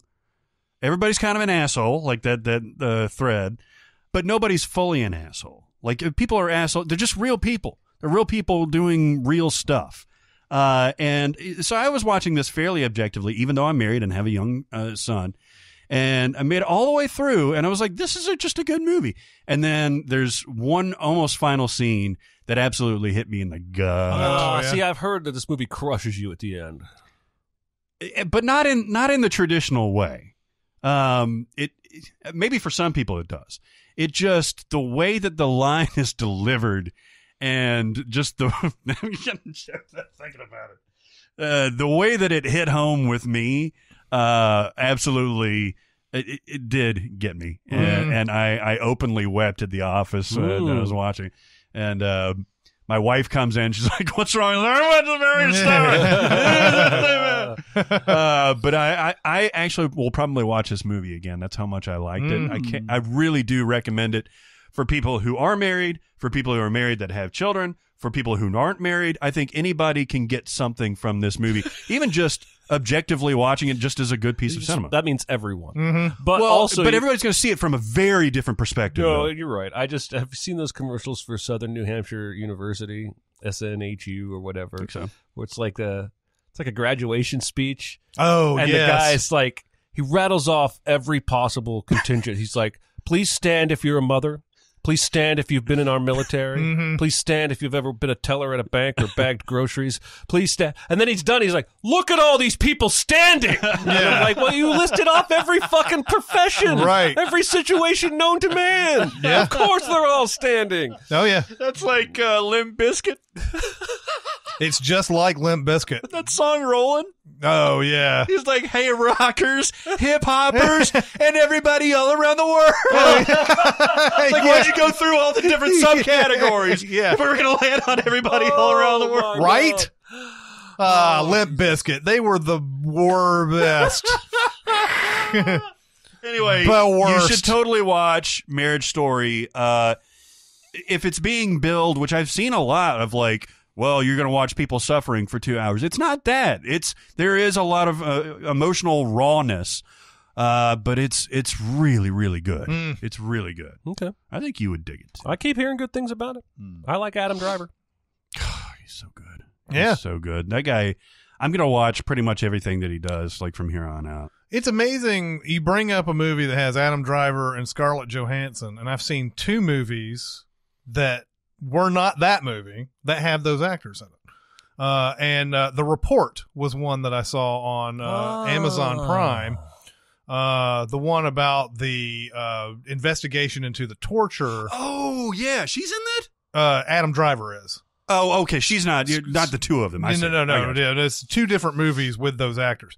The Report, I mean, I didn't list it on the prep for this or whatever, but it's getting generally good reviews and everything, and it's about this one person's investigation under Dianne Feinstein, trying to figure out if we actually tortured people during the after 9/11 and everything. Spoiler alert, we did. But the whole thing has a 0 Dark 30 element to it, because it's about someone who is very driven to get to the truth. But of course, because he works in government and all these different FBI, CIA, and everything like that is getting in the way, it's very hard for him to actually get the results he needs. He knows what's happened, but he can't get it out there. Like, there's people quelling the information that he's finding, and people who won't talk, obviously. And the two people who they show as the ones who were behind all the torture, and there was this point where they were like, okay, it's post 9/11. We want to make sure that we get all the information we want so that none of this happens ever again and everything. And it just shows how far people go when it's that sort of, I guess, caveat here, where you're like, you're like, oh, we need to find the next 9/11. And so you like go to extreme lengths, and they're not getting anything from the prisoners that they have in there. Some of the prisoners aren't even people who were part of terror. That's the the really awful part is that they're like torturing people who didn't have anything to do with anything. And they showed the two guys who they hire or whatever, presenting all the things that they're doing and everything. And they have these diagrams. They're very just sick diagrams of what they plan on doing. Like, the waterboarding, the putting them in a coffin. There's like 30 something different techniques that they claim work. And because we've researched this and this is psychologically advanced and all this stuff. So they sit there. There's like one guy who gets tortured, I think 180 times or something. Jesus Christ. And they didn't get anything out of him. And the question that is rightfully asked is, if it was supposed to be this awesome thing that was supposed to get us information, why didn't it happen after the first or second time? Yep. Why did it happen? 180 times this happened and it didn't get you any new information? So Adam Driver is the guy who's like investigating all this. The report is all about, and it's really good, but it's going to make you sick to your stomach. And it's one of those where it's hard to recommend and it's hard to warn. It's more like, if you're interested in seeing that kind of a story, I would say go watch that for sure. Who else is in that? Annette Bening? Annette Bening plays Dianne Feinstein. Really? Yeah. Interesting. She good? Yeah, she's good. She's always good. Yeah, she just doesn't have, she doesn't have much to do other than she is the one who's a part of the intelligence committee that is trying to investigate this and everything. Much like, a lot of these movies where something majorly fucked up has happened, the powers that be will do anything to make sure that you don't release it. And that's the main thing of the report, is just how many times he runs into just brick walls. He just thinks he's finally turned a corner, and here's the report and everything. And then, we're going to release the report, but it's going to be heavily redacted, and people won't be listed by name and all that. So I think there's a discussion in the movie about how Obama wanted to release this or whatever, but because he had won his election based on being the post-partisan president and everything, he didn't want to go back and investigate his predecessor.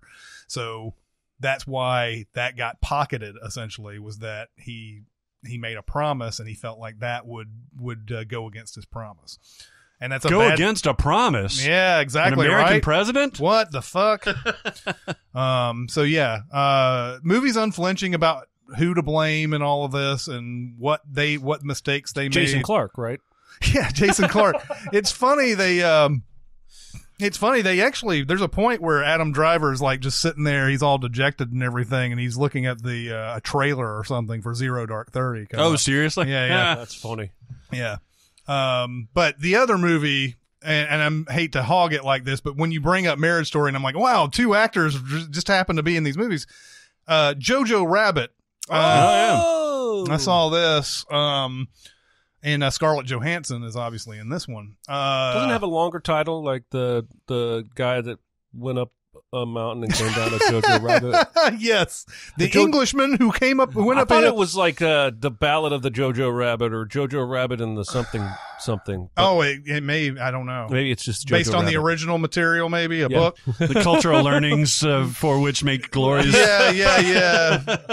Jojo Rabbit is the new Taika Waititi movie, and it's about a kid who's growing up in Nazi Germany, and towards the end of World War II, and he is going to these schools where he's learning all of his anti-Semitic stuff, and he's learning all the, it's basically Cub Scouts for Nazis almost. It's one of those type of things.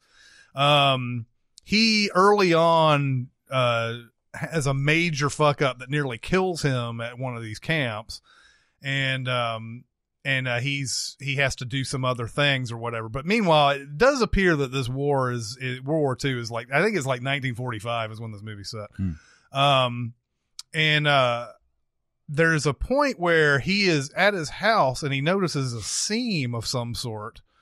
And he's like, that's very interesting. And then he opens a door that's a hidden door, and he sees that his mom has been hiding a Jewish girl in there this whole time for, I guess, a couple of years even.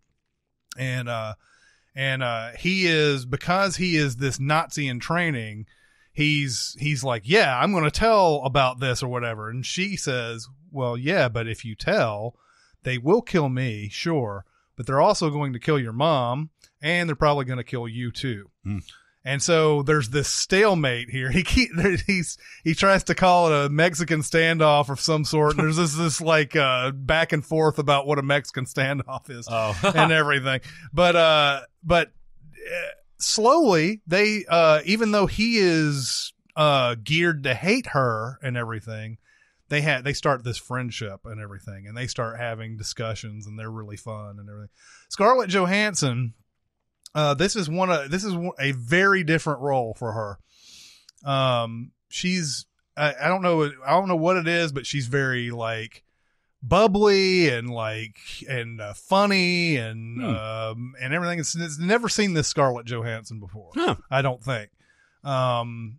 She's really good in this. A lot of times you're like, she's acceptable or she's okay or whatever, but this is like really good. This is a new level for her. So I should mention, and you know this from the trailer, is that he keeps seeing Hitler as his imaginary friend all the way through this. And Hitler's played by Taika Waititi. And he's very just goofy during this whole thing. Like, just, he doesn't even, he's very, I mean, it's not even like, there's no hint of the evil Adolf Hitler in this Taika Waititi presentation. I guess for some people that might be bad, but it's an imaginary friend. Right. It's your own projection into this character. You think he is a nice and affable guy and everything. He keeps showing up, giving him advice and saying stupid things, and then just like getting kicked out of a scene and whatever. But I really enjoyed it. I was extremely tired when I watched it because I had to watch it on a late night 10:30 show or something like that. But I very much enjoyed it. It's getting all the accolades, and it's deserved. Is it a comedy? No, I wouldn't call it a comedy. Golden Globes might call it a comedy. No, that's crazy. It seems to be like it's marketed as a comedy. Yeah, it's got comedic. It's just like Knives Out, where it's generally got this positive comic vibe through it. But I wouldn't say that it's a comedy necessarily. I mean, it's a comedy drama. Okay. There is a lot more drama in this than you might have expected from the trailer. There's people actually freaking dying in this movie. Sam Rockwell's in it. He's got a very fun character in it. It's good. It's really good. It almost looks a little like Wes Anderson-y to me. It does. The trailer for sure felt like it was. I actually thought it might be Wes Anderson when I first saw the trailer. But the movie itself doesn't really go that route. There are some Wes Anderson-y things in it, but it's not really by the end of it. Taika Waititi can pretty much do anything at this point, right? I'd say so. Yeah, he's carved a nice little path for him. Yeah. Did you ever see What We Do in the Shadows? Yeah, I've seen that twice. You've seen that movie? Love that movie. I've seen that movie twice. It's really funny. Have you seen the show at all?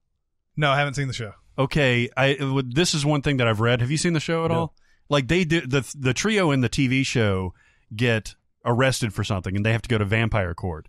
And in vampire court, it's all like these cameos by famous vampires. So it's the three that are from the movie itself. Tilda Swinton from Only Lovers Left Alive is in there. Awesome. And like all these famous movie vampires. Tom Cruise. And apparently they mentioned Tom Cruise and Robert Pattinson couldn't be here today. I think I've seen that specifically. Oh, really? I've seen that part. I haven't seen the show, but I've seen that. I've seen that before. I have to look that up on YouTube. That's funny. Anyway. Yeah. Well, I'm glad you saw all those because I didn't have a lot to bring to the recommends and warns. I was just going to do a quick recommend via my wife.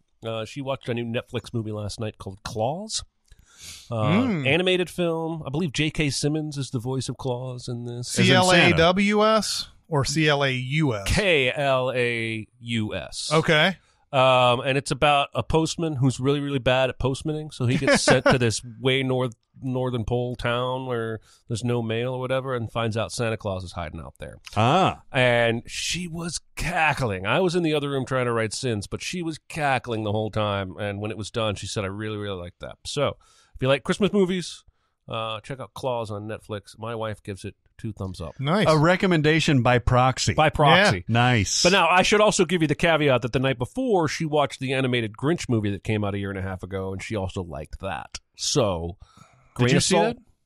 No, it just looked terrible to me. It did look Yeah, kinda but she terrible. said it was funny, so All right. maybe the Cumberbatch got her in the in the tickle spot. Yeah. Yeah. That's right. He typically does. He does. I have one more if we've got time. Yeah. Yeah, we do. So I finally pulled the trigger on Watchmen, Yeah. the TV show. You've watched the First pilot, episode. the first episode. What did you think of that first episode? It was awesome. It was kind of awesome, wasn't it? Yeah. This is so I didn't realize until we had that conversation recently that it was set in the same universe, meaning that the events of the graphic novel had taken place before this, and it's set in present day. It's set in 2019. This show has gotten all the accolades possible. It's beautifully shot. It's beautifully written. It's rich, and I'm sure there's a ton of Easter eggs that I can't even pick out because even though I like the movie and I like the graphic novel, I'm not like obsessive about it. But what really has me coming back for this show is the performances, and specifically Regina King is fucking awesome in this. She is a detective for the Tulsa Police Department. The whole thing takes place in Tulsa, Oklahoma. Nice. Where there was an actual event in 1921 where Klansmen and everybody came into the middle of the city that was referred to as the Black Wall Street. It was a super prosperous African-American community, and they burned the whole thing down. And so she's, in the present day, she is a detective for Tulsa, Oklahoma, but cops, because of, retribution from criminals and white supremacists and stuff like that, they have to wear masks. So she has to wear a costume, thereby becoming like a superhero of some sort. She's fantastic in this. She is every bit a badass and every bit of a superhero, too. Then along comes Jean Smart. Jean Smart is an FBI lady that's after masked vigilantes, and she's spectacular in this. And then you have Surprise Jeremy's Iron. And he's a rich fancy boy out on a big estate and everything. And you don't really know how he plays into it because he is so far removed from the central narrative in Tulsa that you really don't get what's going on. And you don't get what's going on until way deep into the series. Like maybe the second to last episode do you figure out what he has to do with the rest of these events. I am not on board with like, this is the greatest series of all time and all that stuff. But this is really, really good. You should totally watch this. Okay. All right. Yeah. Historians are all over this show. They love it. Yeah. That incident that you're talking about in 1921 is very little known. Right. And they were very happy to see that it finally got some play, even though it's a horrible event. Well, because it wasn't just burning all the businesses. They killed a bunch of those people, too. Yes. They wiped out almost the entire city center, people and places. And it's very brutally done, but it's also works very well with the narrative and everything. The undercurrent of racism and white supremacy in this show is done so beautifully. Mm-hmm. If you can say that. Yeah. Obviously, take that in the spirit in which it was intended. It's unflinching. It doesn't really pull any punches. This is the modern day. Now, this is the modern... Watchmen was set in an alternative reality, I think, where Nixon was president and all that stuff. This is the modern day, but things are different. Like Robert Redford is president. And, there's little technologies that are available, probably because Dr. Manhattan actually does exist. He's hanging out on Mars and all that stuff. So yeah, this is something that it will take a little bit to wrap your head around. It's beautifully shot, and it's got a nice, very interesting final episode that I won't spoil at all. But yeah, it's definitely worth a watch. Okay. Watch. It's worth a Watchman. Yeah. We ready for some questions? Question. I got something to say. I want the truth. I'm listening. Question. This is an interesting behind-the-scenes type of thing for Cinemasins. What video did you work on where you felt like you sinned it excessively when you actually enjoyed the movie when you first watched it? Zombieland. Sorry. Interesting. I couldn't hold that in. There's actually another movie I would answer, but the video won't come out until after this podcast, so Me too. I can't. But Zombieland, I had only seen once, and I loved it. And then came time for sinning, and I realized how fucking stupid this movie is. It's still enjoyable. I don't think its quality waned any, but when I put on the sin hat, and I started looking at, especially when you pointed out all that Bill Murray shit in the middle is just a complete waste of time and diversion that doesn't matter or make any sense.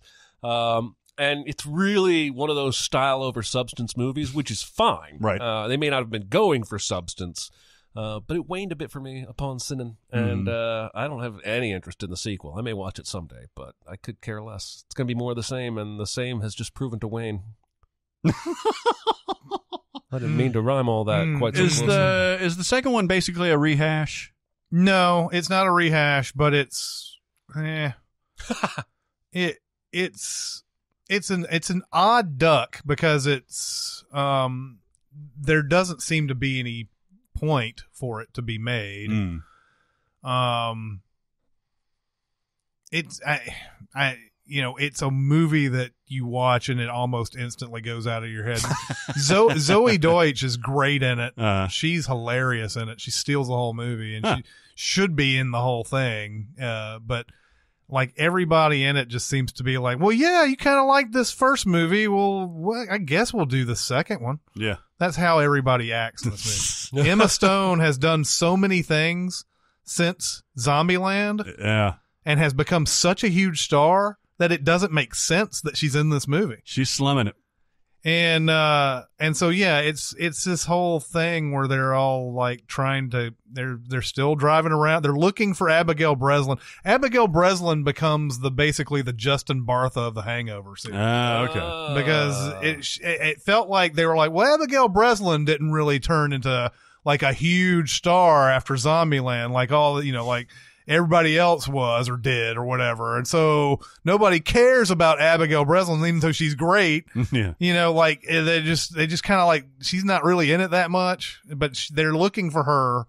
And then they run into Rosario Dawson at an Elvis Presley museum thing. That makes none of that shit. None of that makes sense. There's the trailer where they run into their doppelgangers, which I told you in the trailer I didn't understand at all because they don't really act like each other at all, other than that one scene where they're going back and forth and everything. But yeah, they're all trying to get to this place, this former carnival or whatever for Safe Haven, and the zombies are the zombies. There's a new strain of zombies. But that doesn't matter much. I was surprised. It's funny. It's fine. Yeah. Totally fine. Yeah. But it's just, it's in and out of your head. I was surprised at how many sins you came out with for Zombieland. I'm a heavy sinner, though. We like to give Dicer grief for his puns or taking sins off, but I'm the heaviest sinner of the group. Like, if I give you a script less than 100 sins, that's probably low. But I don't do it on purpose. I don't have as good a filter as you guys do, and so if If I think of it, I write it down. But you have cut, so you actually mentioned that you cut some recently, right? Oh, yeah. I cut plenty. I just, I prefer to let the person in charge of the script. Because, listen, it's entirely possible for me to write something and not think it's great, but one of you guys thinks it's great. Because I've had stuff before where I've sent in a script and one of you guys has keyed in on a joke that I thought was innocuous, but you're like, oh, I really love this. So I try not to do too much self-editing before I send it on and let the editor kind of decide what the script needs to be. When I don't know where that break was, where it seemed like everything I got from you was over 100 or whatever, but I do feel inadequate sometimes. Because I will write, there will be a horrible movie, and I will write 70 sins for it. And I'm like, well, that seems low. But that's all I could come up with for this movie, even though it's horrible. And then Jeremy's script will come in, and I'll be like, he wrote 140 goddamn things. And go through it, and you're like, oh, shit. Like, not only did he say something about what I said here, but he went on some also rants. And I'm like, damn, I should have thought about this more, maybe. So for me, I'm sure that there's a more Zombieland-like answer that I could have for this, but, for me, it's movies that are like old classics, like Wizard of Oz and Citizen Kane and everything, that maybe we don't sin excessively, but I feel like we do excessively sin those. Relatively, yeah. Right, because even though I haven't seen our Wizard of Oz sins video in a long time, I'm sure there was only like 40 or 50, but that probably felt like a lot back then. Yeah. And I'm writing one for a classic movie right now that I'm halfway through, and I've written 4 goddamn pages of sins for it. And if you extrapolate and get about 8, I'm going to have over 100 for this movie that I love dearly. That's hilarious. That's awesome. And it feels excessive, and I think the main reason is because these old movies have an innocence that, in honesty, don't lend themselves to our snarky shit. They're some of the funnest stuff to send because they are so innocent, and to pick apart these movies that have this childlike movies, man. They get this childlike innocence and everything, and then you just rip them a new one. You're not being serious, but it actually gives you some really funny shit sometimes. Yep. Like some stuff you never expected you would write out comes out, and you're like, holy shit, that's funny as hell. Wizard of Oz, Citizen Kane, there was a couple other classics in there that we've done before, and they always seemed excessive because old movies have some traits that they they didn't work themselves around back then. They didn't care about very much. One of the things that I always notice with old movies is I'm pretty sure that they didn't have enough money or time or whatever it is to do multiple takes. They tried to get as much as they could get done in one take or a couple of takes, and they wanted to make sure that they got their wide shot, their medium shot, and a close shot, and they were good. It lends itself to some of the most outrageous continuity errors. Well, maybe not outrageous, but like people who are like waving their hands in the air and it cuts, and then they're like their hands are completely still, and it's cut in mid sentence. So you're like, God, that's so weird when that comes up, and I have to say something about it. Even though I know that there's really nothing they could have done about it. But those are the ones that I feel like probably sin excessively, but those are good movies, and Hey, film is expensive. Yeah. I was watching Bowfinger the other day, and it said ridiculous sex scene with Steve Martin and Heather Graham, and she gets up and gets ready, and he steals her credit card, and he's like, I love you. And he uses it to go buy like all his fucking film and all that stuff.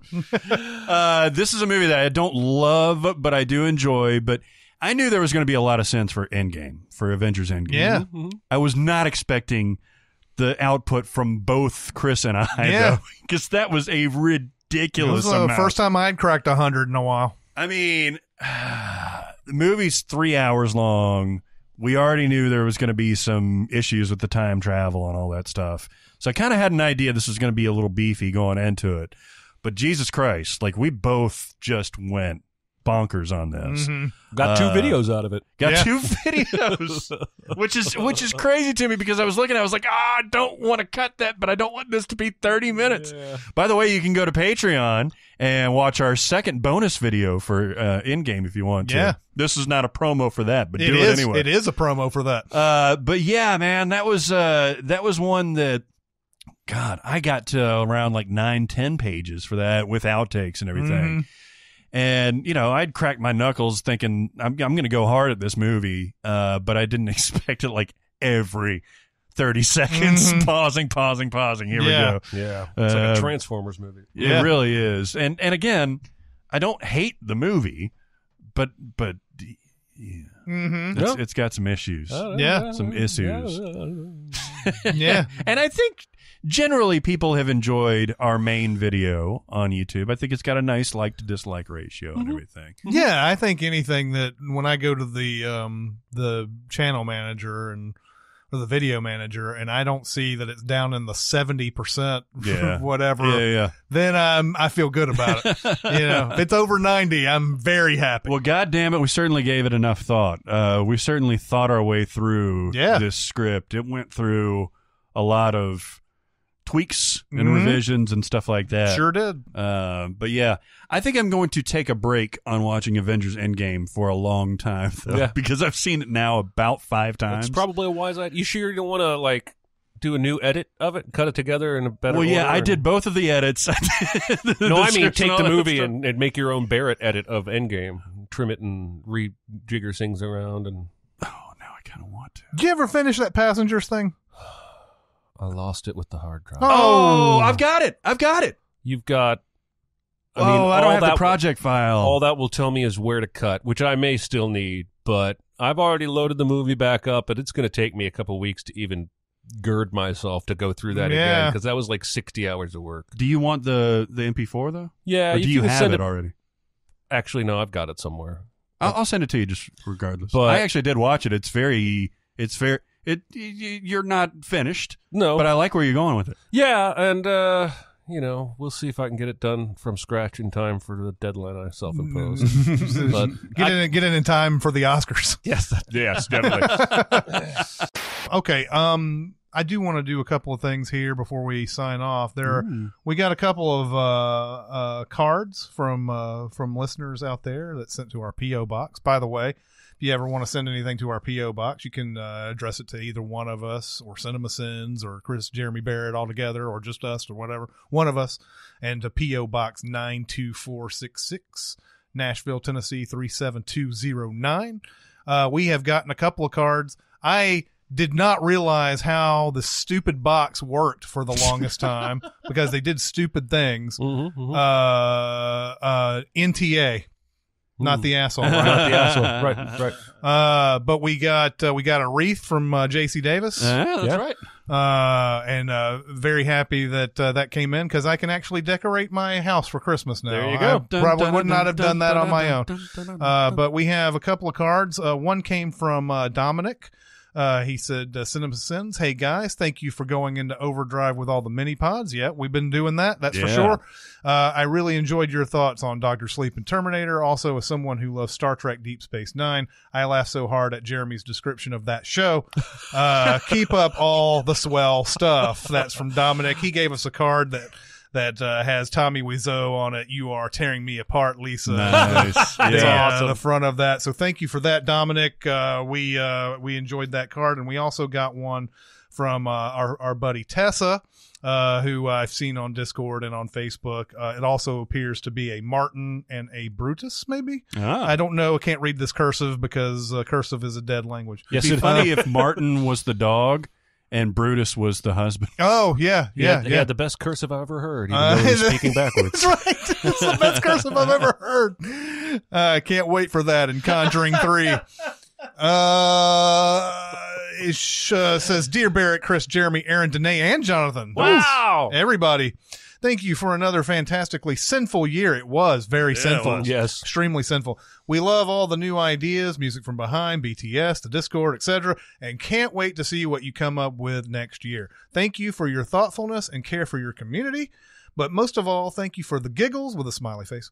From our family to all of yours, we wish you the happiest of holidays and a magnificent 2020. Aww. Lots of love from the Netherlands. Come visit. It's beautiful, and we have weed. I don't know what that is, but I'm interested in finding out.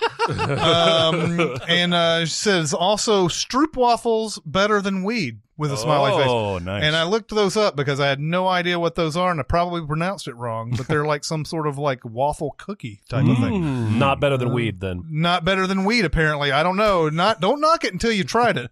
It's the way I felt about anal. No, I'm just kidding.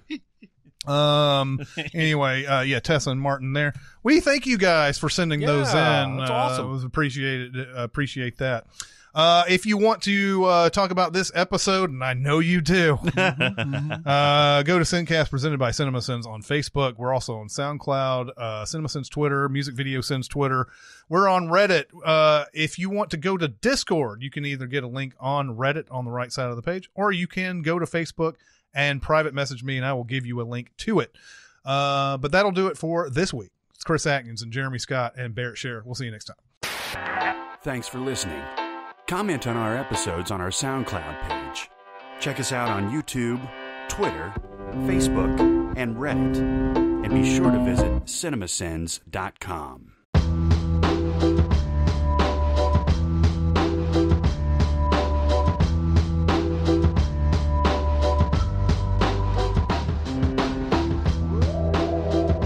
But I had this whole rant about how much Tiny Tim sucks because he's just there with his cuteness, and he always sings a song that makes everybody feel better, and he's dying, and then he dies.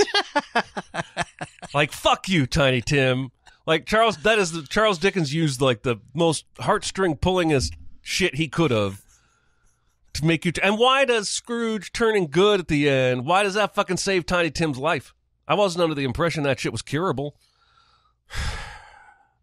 But Gonzo's all like, and Tiny Tim, who did not die. And I'm like, fucking why? Because Scrooge has money? Because Scrooge now understands Christmas? What does he have? Do we know what he has, Tiny Tim? No, that's, again, it's a cheat. Now, maybe in the book it's spelled out as like this particular disease. But no, in all the movies, it's always just he's hobbled and he's dying. He's got some illness. I never got the impression. No, that's an excellent point I never thought about. It's not like Bob Cratchit is saying, if only I made more money. Yeah. I could fix this. They're all sort of resigned to it. Yeah. Even the first time we meet Tiny Tim, it's like, oh yeah, he's fucking gone. Like he's a goner. Yeah. I guess if he eats a Christmas goose, like I'm just like cool. And everything about the end of that movie, I started going off on rich people because he learns the meaning of Christmas. And what's the first thing he does? He throws money at some poor kid on the street. Hey, go do a good deed for me. Go buy that turkey. Yeah. And then he goes and he gives the rats what? He gives them extra lumps of coal? Yeah. He fucking paid off Bob Cratchit's mortgage, but he gives the rats like more coal. What an asshole. But my point is, Tiny Tim is a little bitch. Yeah. And I hate him. Oh, Yeah, look how cute I am. I'll sing a song about tuppence and then I die and you feel bad. Let's see if Wikipedia has anything about what Tiny Tim actually has. The Jim Carrey one is literally the stuff from the page. Like they speak in old timeyisms and stuff like that. Nice. Fuck that. Yeah. So Tiny Tim is more like, The mind wanders.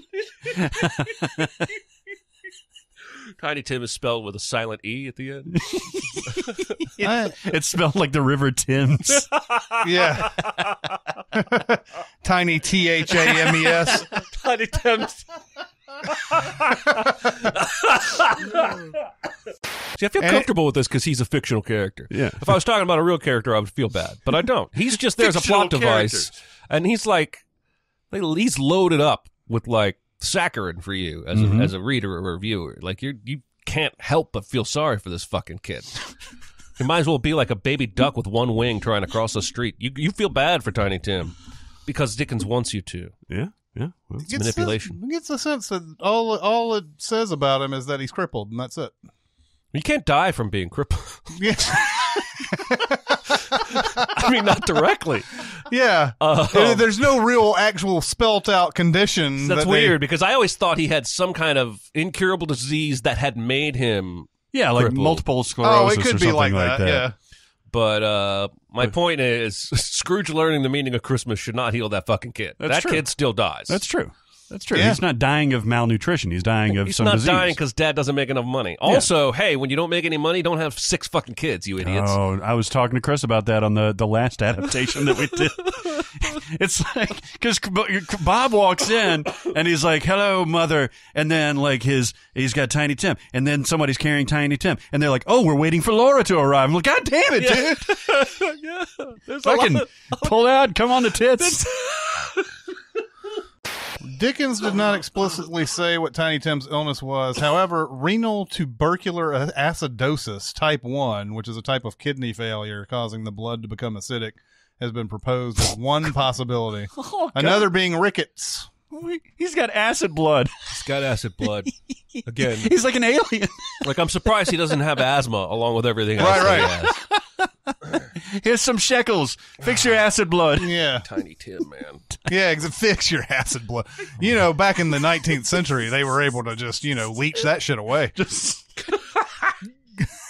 The leeches would die, obviously, from the acid. Right, but they would suck the acid out. Just drink more milk. Yeah. It balances out. The more I think about it, that sounds like an actual real way to cure that disease. Sure, man. Yeah, suck out the acid blood. Just suck out the acid, and then it's not there anymore. No, Bruno Kirby's in the first one for sure. So if John Lovitz is in the second one, he's probably swapped out for Bruno Kirby. Yeah. Which makes sense. Bruno Kirby's kind of a John dick. Lovitz is in the second one. I don't actually know that. I was joking. I don't know that Bruno Kirby's a dick. The thing that I always heard about Bruno Kirby, who he died about 15 years ago, maybe. It might have been longer than that. Oh, I forgot that. He died of, I can't remember what it was, but when he died, everybody was talking about how the thing that he always contributed was that he was really good at listening in movies. Huh. Which is an underrated sort of skill. I think a lot of actors sit there and anticipate their next line, but he sits there and actually listens to. That's one of the things that they were always talking about.